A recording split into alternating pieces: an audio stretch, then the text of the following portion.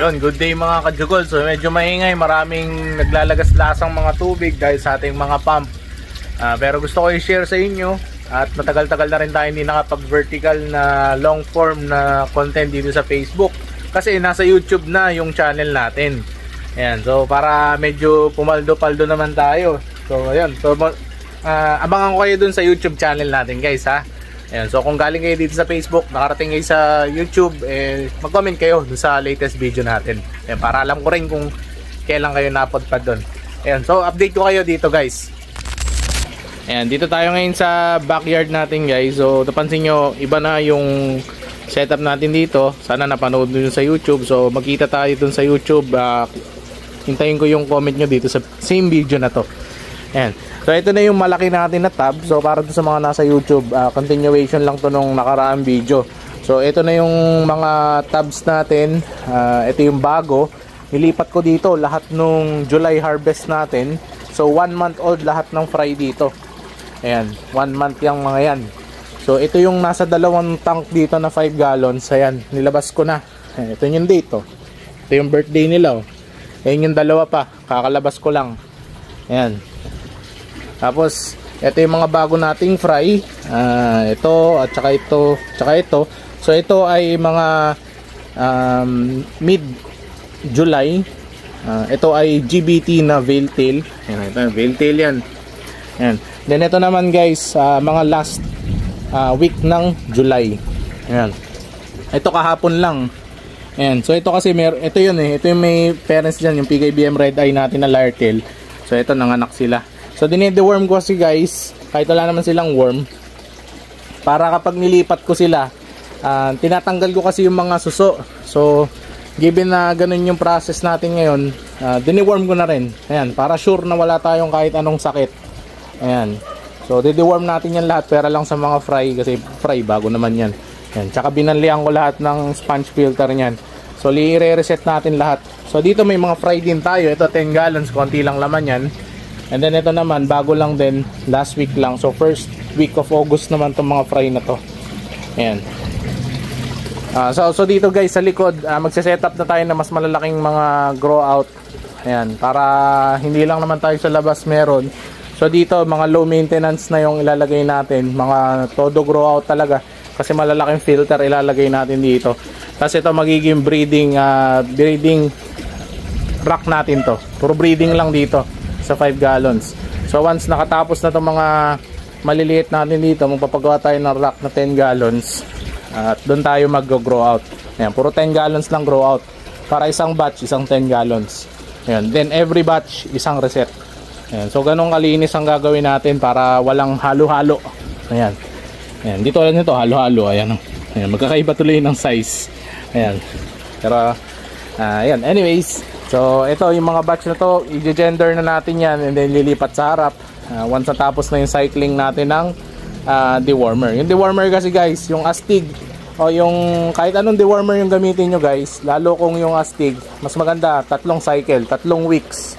Ayun, isang week, isang cycle para mawala pati yung mga itlog. Sure kayo na pati lalagyan nyo walang eggs ng Camellanus. Ayun, lalo sa Camellanus. Ayun, dito naman sa likod guys. Ayan. Sana maganda yung audio guys ha, pasensya na talaga. Ayan, dito sa likod, meron tayo dito yung mga male trico natin. Actually lahat to male. And then Yamabuki nandito. And then dito naman mga dark choco and then red eye. Ito yung mga low quality na red eye natin from yung last harvest, yung sa last batch. So nilipat ko dito, gagawin ko, hindi pala to red eye. Ayun lang, ito red eye itong nasa kaliwa eh. Ayan, na PKBM orange. Ito naman iba, flat gold pala to. Ayan, so ito lang sila yan. Gulo ko dun ah. Ayan, then ito dark choco. Ayan, mga nakahalo dito. Puro female yan. Ayan, dito naman ay pangalan nito Marble. Ayan, PKBM na spotted. Nawala yung female eh. Pero konti lang isda dito guys. 6 lang yata sila dito o 7. Ayan. Tapos dito naman trico din. Ayan, mga trico natin. Uy, redhead ba yan boy? Redhead ba yan guys? Hindi ko alam eh, gawa ko lang yan eh. Ayan.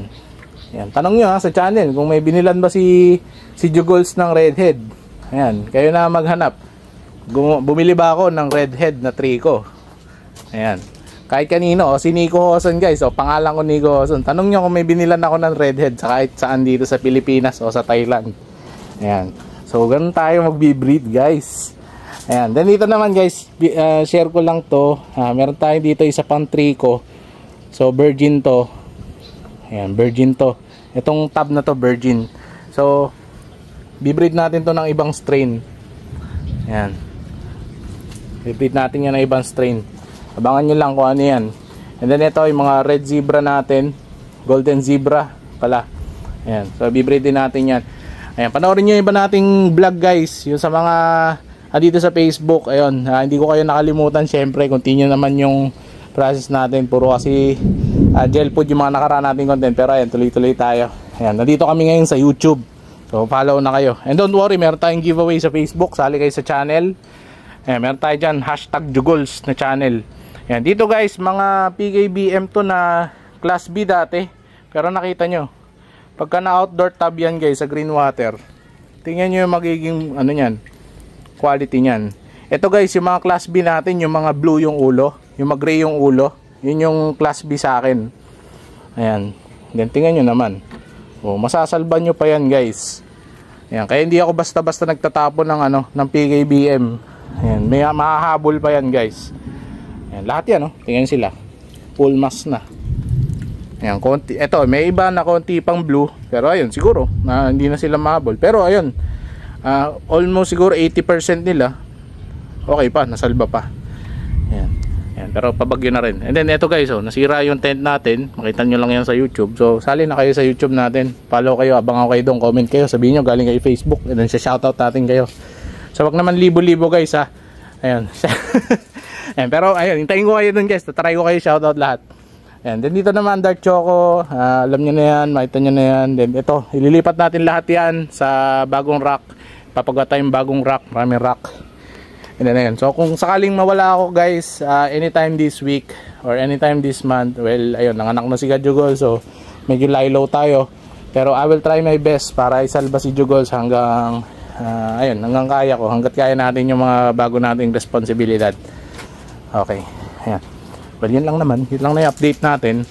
Kung may tanong kayo guys, PM lang. And yun lang. Maraming salamat guys sa suporta and see you on our next video.